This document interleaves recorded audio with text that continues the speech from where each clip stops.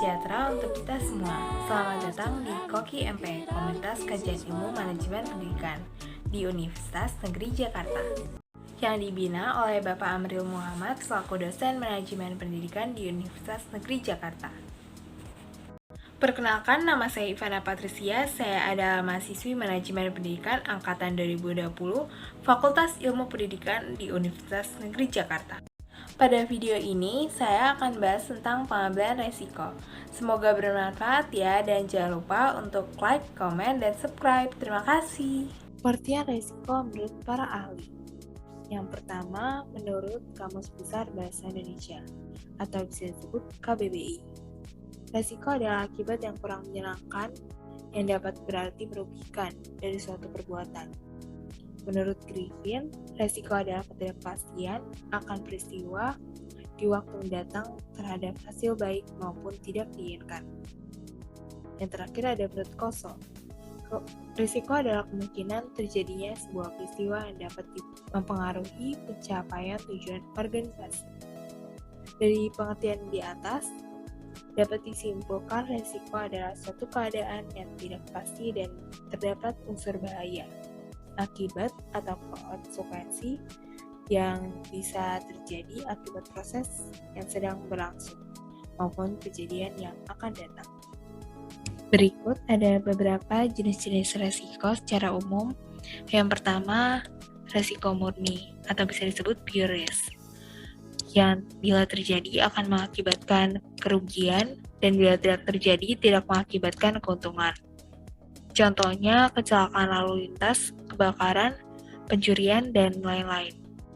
Berikutnya ada resiko spekulatif atau bisa disebut speculative risk, yang dapat menimbulkan kerugian dan juga keuntungan.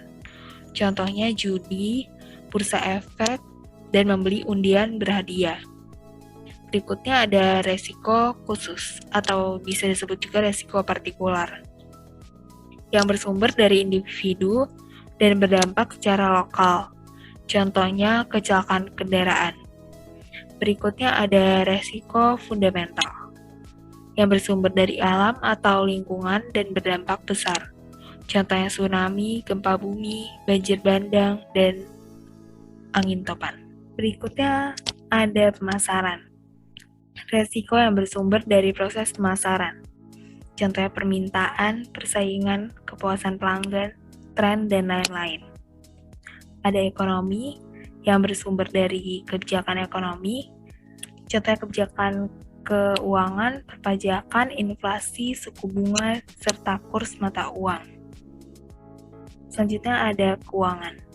Resiko yang bersumber dari keuangan perusahaan, contohnya kebangkrutan, keuntungan, serta asuransi. Berikutnya ada alami, atau bisa disebut natural. Resiko yang bersumber dari alam, contohnya kondisi tanah, cuaca, gempa, temuan situs arkeologi. Dan berikutnya ada proyek.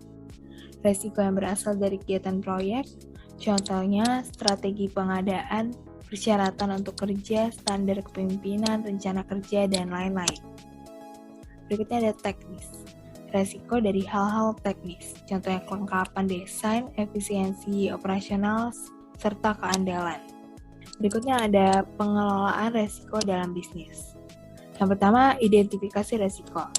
Paling dasar bisa dilakukan dengan mengontrol kelancaran arus kas, pasokan bahan baku, integritas sumber daya manusia, hingga kemungkinan adanya bencana alam. Yang kedua, penilaian resiko. Tahap ini bisa dilakukan dengan memberikan penilaian mulai dari yang beresiko tinggi, sedang, dan rendah. Yang ketiga ada rencana penanggulangan. Untuk mempersiapkan perusahaan jika di kemudian hari mengalami resiko seperti yang sudah diperkirakan. Dan yang terakhir ada monitoring dan evaluasi untuk mengetahui mana rencana yang berjalan dan efektif dan mana yang tidak. Sekian bahasan saya mengenai pengambilan resiko. Mohon maaf jika ada kesalahan kata. Selebihnya, terima kasih.